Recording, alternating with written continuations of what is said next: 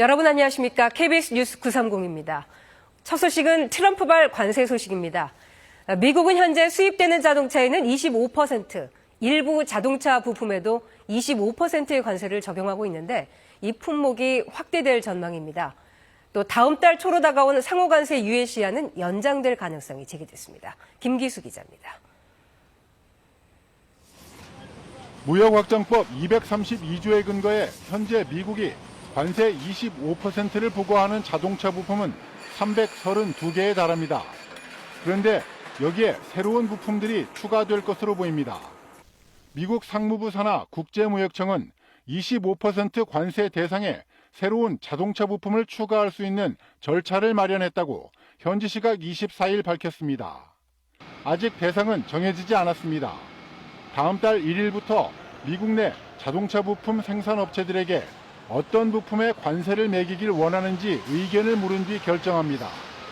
상무부는 미국 생산업체나 관련 협회가 특정 부품에 관세 부과 요청을 하면 60일 내로 부과 여부를 결정해야 합니다.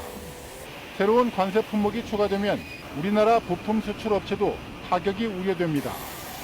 앞서 미국은 지난달 3일부터 자동차 엔진, 배터리, 변속기 등의 25% 관세를 기존 관세에 추가로 부과해오고 있습니다. 이런 가운데 상호관세 유예 시한은 연장될 가능성이 있어 보입니다. 다음 달 8일 만료되는 유예 기간을 뒤로 미룰 수도 있다고 백악관이 시사한 겁니다. Is that under consideration at all at this point? Perhaps it could be extended, but that's a decision for the president to make. 미국은 지난 4월 9일 전 세계를 상대로 차등화된 상호관세를 발효했다가 13시간 만에 90일간 유예 결정을 내렸습니다. 현재 미국은 우리나라를 비롯해 각 나라와 관세율과 비관세 장벽 철폐 등을 두고 치열한 협상을 벌이고 있습니다. 앞서 지난 11일 트럼프 대통령은 상호관세 시한 연장 용의가 있지만 필요하진 않을 거라고 말하기도 했습니다. KBS 뉴스 김기수입니다. 이재명 대통령이 국회에서 취임 후 첫 시정연설을 했습니다. 무너진 경제를 회복하고 민생 경제를 살리는 일이 가장 시급하다며 여야의 협조를 당부했습니다. 손서영 기자가 보도합니다. 취임 후 첫 시정연설을 위해 국회를 찾은 이재명 대통령. 인수위도 없이 출범한 정부가 시급하게 추경안을 편성한 건 우리 경제가 처한 상황이 그만큼 절박하기 때문이라고 말했습니다. 경제 위기에 정부가 손을 놓고 긴축만을 고집하는 것은 무책임한 방관이자 정부의 존재 이유를 스스로 부정하는 일일 수도 있습니다. 추경안의 핵심인 13조 원 규모의 민생회복 소비 쿠폰 편성은 내수시장 활성화 지원 측면이란 점도 거듭 강조했습니다. 경기 활성화를 위한 투자 확대로 성장 동력을 살리는 한편 소상공인 취약계층에 대해선 특단의 대책을 담았다고 설명했습니다. 성장의 기회와 결과를 함께 나누는 공정성장의 문을 열어야 양극화와 불평등을 완화하고 모두가 함께 잘 사는 세상으로 나아갈 수 있습니다. 경제와 민생 앞에 여야가 없다며 기존 연설문에 없던 발언을 추가하기도 했습니다. 야당 의원님들께서도 필요한 예산 항목이 있거나 삭감에 주력하시겠지만 추가할 게 있으시다면 언제든지 의견을 내주시기를 부탁드립니다. 이 대통령은 실용 정신에 입각해 정책을 펴겠다고 강조했습니다. 진보냐 보수냐가 아니라 국익이냐 아니냐가 유일한 선택 기준이 되어야 합니다. 4,700여 자 분량의 시정연설에서 가장 많이 등장한 단어는 경제, 이어 성장과 회복이었습니다. KBS 뉴스 손서영입니다. 정부 추경안에 대해 빨리 하자는 민주당과 포퓰리즘이라는 국민의힘이 또 엇갈렸습니다. 추경 심사에 필요한 예결위원장과 핵심 상임위인 법사위원장은 민주당이 단독 선출하는 수순입니다. 이원희 기자입니다. 추경안에 대한 이 대통령의 첫 시정연설의 여야 평가는 엇갈렸습니다. 절박한 예산 이런 거에 대해서 대통령께서 직접 잘 설명하셨다고 생각합니다. 말 따로 행동 따로가 된다면 그것은 결국은 거짓말이 될 가능성이 많지 않겠나. 민주당은 추경 처리를 서두르고 있습니다. 정쟁할 여유도 없다며 다음 달 4일이 회기인 6월 임시국회안에 의결하도록 다음 달 2일까지 심사를 마치겠다는 방침입니다. 국회 원구성 문제를 볼모로 삼아서 민생 추경을 지연시키는 그런 우를 범하지 않았으면 좋겠습니다. 국민의힘은 포퓰리즘 추경이 되지 않도록 정밀하게 따져봐야 한다는 입장입니다. 추경안 중 절반 가까운 14조 원 이상이 현금성 사업이라며 지출 구조조정 같은 근본 대책이 빠졌다고도 비판했습니다. 왜 저는 이러한 많은 돈이 소비 쿠폰과 같은 곳에 집중되어 있는지 잘 모르겠습니다. 정말 어려운 분들이 다시 재기할 수 있는 환경을 만들어 드리는데 저희가 집중하는 것이 추경안 최종 심사에 필요한 예결위원장 선출 등 상임위원장 배분 협상은 결렬되는 분위기입니다. 민주당은 시간을 더 끌 수 없다며 법사위원장에 변호사 출신 4선 이춘석 의원, 예결위원장에 3선 한병도 의원을 내정했습니다. 민주당은 오늘 본회의를 열어 상임위원장을 단독 선출하겠다고 예고했는데 야당은 강하게 반발하면서도 대응할 방법이 없어 고심하는 분위기입니다. KBS 뉴스 이원입니다. 서울의 아파트값 오름세가 더욱 거세지고 있습니다. 지금 아니면 사기 힘들 거라는 불안 심리가 크기 때문인데 매수자와 매도자 모두가 혼란에 빠진 모습입니다. 이세준 기자입니다. 이 30대 직장인은 예적금 만기에 맞춰 올여름 아파트를 살 계획이었습니다. 하지만 최근 급등한 가격이 변수. 확실히 이전보다는 호가가 좀 더 올라와 있는 상태긴 하더라고요. 지금 사는 게 제일 쌀 텐데 그럼 지금 사야 되나? 계속 고민을 엄청 하고 있어요. 그렇다고 매수를 포기하자니 더 오를까 걱정이고 다음 달부터 달라지는 대출 규제를 생각하면 아예 기회가 사라질까도 두렵습니다. 대출이 좀 많이 안 나올 거다라고 하면 이제 가슴이 철렁하는 거죠. 대출까지 막히는데 집값이 오르면 어떻게 집을 사야 되지? 지난주 서울 아파트 집값은 2018년 9월 이후 최고치를 기록했는데 최근 2달 동안 그야말로 폭등세입니다. 규제 지역인 강남 3구가 7년 5개월 만에 가장 큰 폭으로 오른 가운데 또 다른 한강 벨트인 마포와 성동, 광진은 역대 최고치를 갈아치웠습니다. 이렇다 보니 집을 팔려는 사람도 주저하고 있습니다. 5년 전 수도권 아파트를 구입한 이 남성은 월급의 40%를 대출 이자로 내는 상황을 버티다 못해 올해 초 집을 내놨습니다. 그간 문의조차 없었는데 이달 들어 갑자기 매수 문의가 이어지자 다시 고민이 시작됐습니다. 부동산에서 연락이 집 보러 올 수 있냐는 전화가 좀 자주 오니까 오를 수도 있다는 전망으로 좀 바뀐 것 같아서 올해까지는 좀 버텨볼까라는 생각도 있어요. 실제로 계약 도중 취소되는 건수가 늘고 있습니다. 매매 계약 뒤 취소 건수는 통상 한 달에 100건 수준이었는데 2월부터 몇 배로 폭등했습니다. 토어제 일시 해제 영향으로 집값이 상승세였던 3월에는 700건이 훌쩍 넘기도 했습니다. 집을 사려는 사람도 팔려는 사람도 모두 불안한 상황. 불안 심리가 집값을 부추기는 가운데 시장에서는 투기과열지구 등 규제 지역 확대와 대출 규제 등이 나올 거란 예상도 나옵니다. KBS 뉴스 이세중입니다. 내란 특검이 윤 전 대통령 측의 지하 주차장을 통한 비공개 출석 조건을 수용할 수 없다고 밝혔습니다.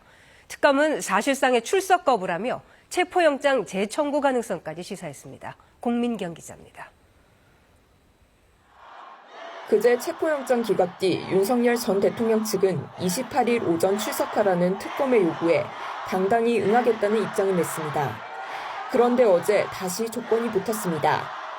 피의자 사생활과 명예를 보호해야 한다는 검찰 인권보호 수사 규칙을 거론하며 지하 주차장을 통한 비공개 출석을 요구한 겁니다. 만약에 비공개로 소환하지 않으면 어떻게 할 것이냐에 대해서는 추후에 좀 더 변화인 단위라 논의를 좀 해보겠습니다. 하지만 특검팀은 전직 대통령 사례를 거론하며 비공개 소환 요구를 받아들일 수 없다고 선을 그었습니다. 전두환, 노태우, 노무현, 박근혜 등 전직 대통령 어느 누구도 지하 주차장을 통해 들어온 적이 없다는 거였습니다. 현재 윤 전 대통령이 내란 혐의 재판에서 공개 통로를 이용해 출석하고 있다는 점도 언급했습니다. 특검은 출석 조사를 사실상 거부하는 것으로 평가된다고 경고했습니다. 또 형사소송법에 따른 절차를 검토할 수밖에 없다고 말해 체포영장 재청구 가능성까지 시사했습니다. 다만 특검은 오전 10시로 출석 시간을 1시간 미뤄달라는 윤 전 대통령 측 요구는 받아들이기로 했으며 저녁 9시 이후 동의를 받아야 하는 심야 조사는 특별히 계획에 없다고 밝혔습니다. 윤 전 대통령 측은 KBS와의 통화에서 일단 내일 오전 10시에 서울고검 지하주차장으로 갈 것이라며 끝까지 비공개 출석을 조율할 것이라고 밝혔습니다. KBS 뉴스 공민경입니다. 내란 특검팀은 주요 인물들의 신병 확보도 빠르게 진행하고 있습니다. 김용현 전 장관을 추가 구속한 데 이어서 석방을 앞둔 노상원 전 정보사령관도 이달 안에 추가 기소하겠다고 밝혔습니다. 이호준 기자입니다. 12.3 비상계엄과 관련해 특검의 1호 기소 대상이었던 김용현 전 국방부 장관이 추가로 구속됐습니다. 내란 혐의로 구속돼 구속기간 만료에 따른 석방을 단 3시간 남겨둔 상태에서 다시 구속된 겁니다. 재판부는 김 전 장관이 석방될 경우 증거를 인멸할 염려가 있다고 구속 사유를 밝혔습니다. 별다른 조건 없이 그대로 풀려날 경우 공범들과 말을 맞추거나 사건 관계자를 회유할 수 있다는 특검 주장을 받아들인 겁니다. 추가 기소와 추가 구속영장 요청으로 김 전 장관의 신병 확보에 성공한 특검은 수사의 연속성을 지킬 수 있게 됐습니다. 같은 내란 혐의로 구속된 여인영, 문상호 전 사령관도 원래 다음 주면 구속 만기로 석방될 예정이었는데 특검은 이들 역시 다른 혐의로 추가 기소하고 추가 구속영장 발부를 요청한 상태입니다. 잠시나마의 시간적 공백이 허용이 된다면 증거인멸이 이루어질 가능성이 상당히 높습니다. 증거인멸을 방지하기 위해서 추가 구속 가능성이 상당히 있어 보입니다. 내란 특검팀은 이들의 신병 확보를 바탕으로 상대적으로 규명이 미비한 외환 의혹 입증에 속도를 낸다는 입장입니다. 특검 수사 대상엔 평양 무인기 침투를 통한 북한의 공격 유도가 포함돼 있고 노상원 전 정보사령관 수첩엔 북방 한계선에서 북한 공격 유도 등의 메모가 발견되기도 했습니다. 이런 연장선상에서 특검은 노 전 사령관에 대해서도 이달 안까지 추가 기소하겠다는 방침을 밝혔습니다. KBS 뉴스 이호준입니다. 서울 아산병원에 입원했던 김건희 여사가 오늘 퇴원할 것으로 보입니다. 의료계에 따르면 김 여사는 이르면 오늘 퇴원할 예정으로 전해졌습니다. 앞서 김 여사는 지난 13일 서울 아산병원에서 우울증 증상으로 외래 진료를 받은 뒤 증세가 심해지자 16일 입원했습니다. 김 여사는 지난달 검찰의 소환 요구 당시 우울증 소견서를 제출하며 건강상의 이유로 조사에 불응한 바 있습니다. 트럼프 미국 대통령이 자신의 금리 인하 요구를 거부해온 파월 연방준비제도 이사회 의장의 후임을 조기 임명할 거란 보도가 나왔습니다. 신뢰 하락에 대한 우려로 달러화는 약세를 보였습니다. 뉴욕 박일중 특파원이 보도합니다. 나토 정상회의가 열린 네덜란드 헤이그에서도 파월 미 연준 의장을 향한 트럼프 대통령의 노골적 공격은 계속됐습니다. We don't want to pay 900 just because he doesn't want to lower the rate. He's probably a very political guy, I guess. I don't know. I think he's a very stupid person. 임기가 1년 가까이 남은 파월 의장의 후임 후보 서너 명을 알고 있다고도 했습니다. 월스트리트 저널은 트럼프가 후임을 조기에 지명하는 방안까지 검토하고 있다고 보도했습니다. 파월 의장의 임기는 내년 5월까지 통상 서너 달 전에 지명하는 관례를 깨고 올 가을에 지명할 계획이라는 겁니다. 파월 의장의 힘을 빼려는 조치입니다. 중동 긴장 완화에 트럼프 대통령의 연준 흔들기가 더해지면서 달러 가치는 수년 만에 최저치로 떨어졌습니다. 반면 주식과 채권 시장은 금리 인하 속도가 빨라질 거라는 기대로 강세를 보였습니다. 금리 선물 시장에선 올해 3번의 금리 인하 가능성까지 점치고 있습니다. 경제 지표도 경기 둔화를 가리켰습니다. 소비가 예상보다 약한 것으로 나타나면서 1분기 경제 성장률이 마이너스 0.5%로 0.3%포인트 하향 조정됐습니다. 실업수당 계속 청구 건수는 3년 7개월 만에 최고치를 기록했습니다. 파월 의장은 의장으로서의 임기를 마치더라도 이사로서의 임기는 2028년까지입니다. 기존 이사들이 사임하지 않는 한 트럼프 대통령이 금리를 결정할 연준위원회 다수를 임명할 방법은 없습니다. 뉴욕에서 KBS 뉴스 박일중입니다. 이번엔 KB증권 연결해서 오늘의 주식시장 알아보겠습니다. KB증권입니다. 국내 증시 보합권에서 혼조세로 출발했습니다. 코스피는 소폭 상승 중이고 코스닥은 상승과 하락을 오가며 숨고르기 중입니다. 이 시각 현재 코스피는 12.47포인트 상승한 3092.03에 코스닥은 0.02포인트 오른 787.97에 거래되고 있습니다. 간밤 미국 증시는 상호 관세 유예 연장 가능성과 높아진 금리 인하 기대감에 상승했습니다. 코스피 시장에서 개인과 기관의 순매수를 외국인은 팔고 있습니다. 한화 에어로스페이스와 한화솔루션을 비롯한 방산주, 태양광 관련주 흐름 좋은 가운데 두산 로보틱스 10% 넘게 급등하며 로봇주 강세입니다. LG CNS 반등을, HD 현대미포와 APR 신고가를 기록 중인 반면 카카오페이 급락을, 한화비전, 한국전력과 한전기술 약세입니다. 코스닥 시장에서는 보르노이 상승이 돋보입니다. 이 시각 현재 달러화에 대한 원화 환율은 1,357원 40전에 거래되고 있습니다. 지금까지 KB증권이었습니다.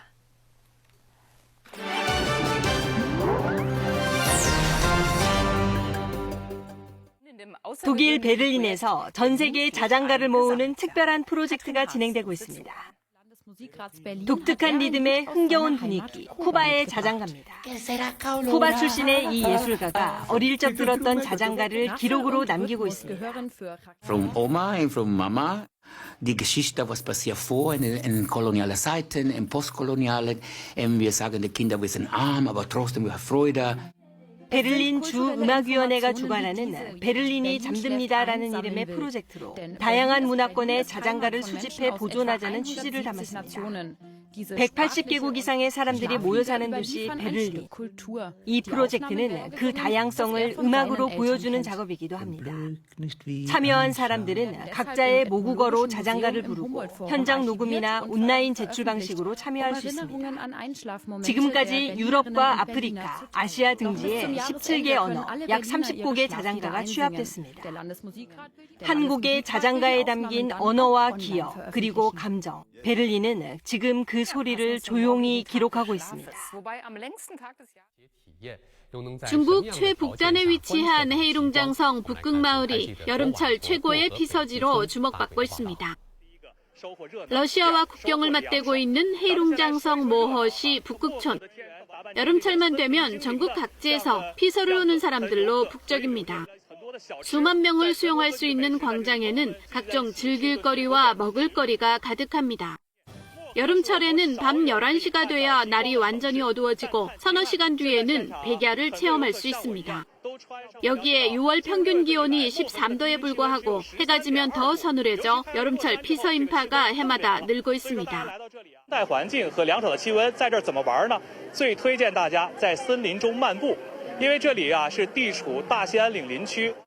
북극천은 또 중국에서 오로라를 관찰할 수 있는 지역으로도 유명한데요. 해마다 하지를 전후해 오로라 축제를 열고 있습니다. 일본에서는 고령화 등으로 의용 소방대원인 소방단원이 줄고 반면 외국인 소방단원은 늘고 있는데요. 외국 국적자는 소방활동에 제한이 있어 논란입니다. 아이치현 니시오시에서 소방단원으로 활동 중인 볼리비아 국적의 쿠에토 씨. 人を助ける、人に役立つっていうのがまず一番かなと思ってます。 야간 진화 훈련이 한창이지만 쿠에토 씨는 후방 지원 업무만 맡고 있습니다. 소방호스로 물을 뿌리는 살수 활동은 일본인만 할 수 있기 때문입니다. 구조 활동이나 교통정리, 소방차 운전도 할 수 없습니다. 공권력 행사는 일본 국적자에 한한다는 규정 때문입니다. 소방 활동 중에 건물을 부수거나 인명 구조를 위해 부지 안에 들어가는 활동 역시 공권력 행사에 해당한다는 겁니다. 今消火活動しないとどんどん燃え広がってこの地区全体が大火になってしまうだとか今この人を助けないともう助からないかもしれないっていう状況で 결국 니시오 씨는 법규 해석을 새롭게 해 쿠에토 씨에게 살수 활동을 인정했습니다. 일본 정부는 지역 실정에 맞춰 적절히 대응하라면서도 규정 개정을 검토하지는 않는 기류입니다. 프랑스 지중해 연안에서 17km 떨어진 바다 위 174m 높이의 거대한 풍력 터빈 3개가 돌아가는 이곳은 떠있는 풍력 발전소입니다. 프랑스 최초입니다. 떠있는 형태라 해안에서 멀리 떨어져도 또 수심이 깊어도 설치할 수 있습니다. À 17 km au large des côtes, en Méditerranée, le sol marin chute très vite. On est par 100 mètres de profondeur d'eau. Et à 100 mètres de profondeur d'eau, on ne peut plus installer.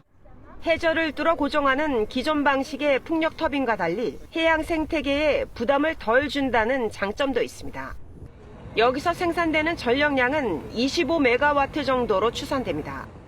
이 정도면 4만 5천 명 정도가 거주하는 도시가 1년을 쓸 수 있는 전력량입니다. 이 떠있는 풍력발전소는 앞으로 40년 가까이 운영될 예정으로 약 3억 유로, 하나로 4천억 원 정도가 투입됐습니다. KBS 월드뉴스입니다. 북한의 대형 해변 리조트 단지인 원산 갈마 관광지구가 10여 년 만에 공사를 마치고 손님 맞을 채비에 나섰습니다. 준공식에는 김정은 위원장의 부인 리설주 여사가 1년 반 만에 모습을 보였습니다. 장혁진 기자입니다. 김정은 위원장이 요트를 타고 준공식장으로 향합니다. 김 위원장 부녀 뒤로 정장 바지에 해외 고가 가방을 맨 리설주 여사도 뒤따릅니다. 지난해 신년 공연 이후 1년 반 만에 공개 행보입니다. 딸 주애가 외빈을 맞이하는 등 사실상 퍼스트레이디 역할을 하는 내내 한 발짝 뒤에서 조용히 자리를 지켰습니다. 특별 손님으로 초대된 우리나라 주재 러시아 연방 특명전권 대사를 만나시고 반갑게 인사를 나누시었습니다. 2만 명이 묵을 수 있다는 원산갈마 관광지구는 김 위원장이 10여 년간 공들인 수건 사업입니다.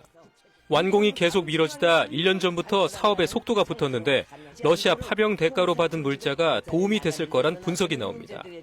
대북 제재 대상이 아닌 관광으로 본격 외화벌이에 나설 거로 보이는데 타스통신은 첫 러시아 관광단이 다음 달 초 출발한다고 보도했습니다.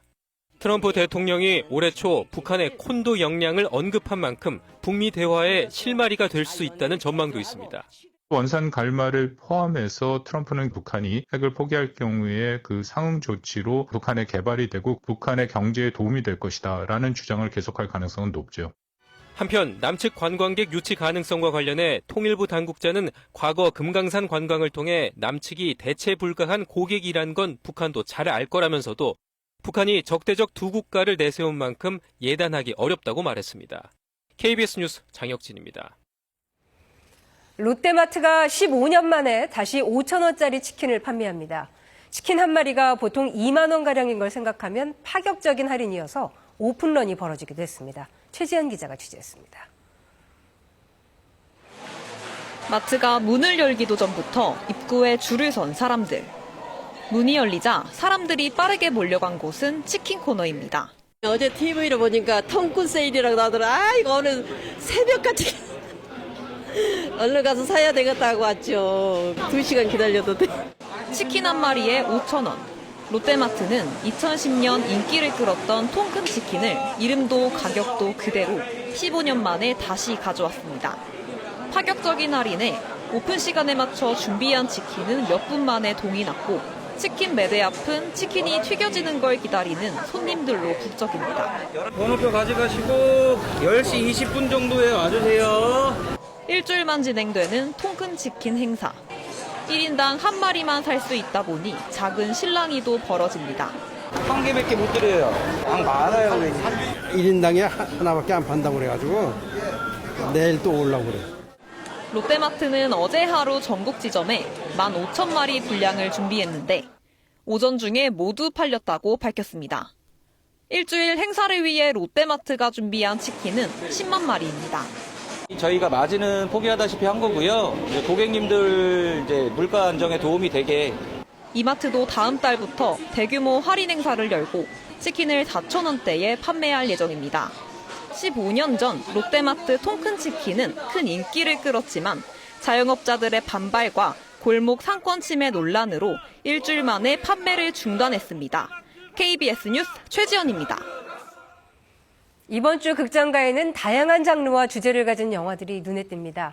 아파트 층간소음을 소재로 한 노이즈와 레이서로 돌아온 브래드 피트의 F1 더 무비, 또 세월호 참사를 바탕으로 한 바다 호랑이가 관객들을 기다립니다. 개봉 영화 소식 김상협 기자입니다. 들리지 이 소리. 아파트 층간소음에 시달리던 동생 주희가 갑자기 사라지고 주희가 언제부터 연락이 안 된 거예요? 언니 주영은 아파트를 찾아와 동생의 흔적을 찾던 중 저 아랫집 사는 사람인데요. 밤에는 좀 조용히 해주시면 어떨까 싶어서요. 층간소음을 항의하는 아랫집 남자의 살인 협박까지 받게 됩니다. 제발 닥치라고요 또! 왜요? 층간소음이라는 생활 속 소재에 스릴러를 얹어 공감에서 공포를 끌어냅니다. 점점 더 정말 피폐해져 가고 외적으로도 그리고 그런 눈빛이나 그 공허함이나 이런 두려움이나 이런 거를 좀 많이 담아내야 2014년 4월 세월호 참사 현장에 투입된 민간 잠수사 나경수.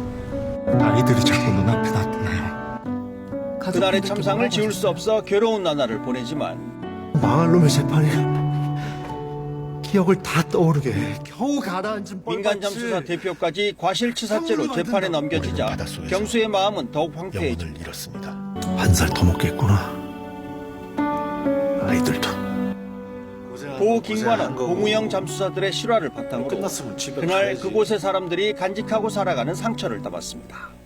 아이들을 구하기 위해서 이면에서 굉장히 힘들고 고생했던 민간인 잠수사분들이 있다는 것들을 조금 더 알려드리고 싶었기 때문에. 끔찍한 사고로 한순간에 추락한 드라이버 소니 헤이스. Why are you here, Sonny? 레이싱 복귀를 제안받으며 최하위 팀에 합류하지만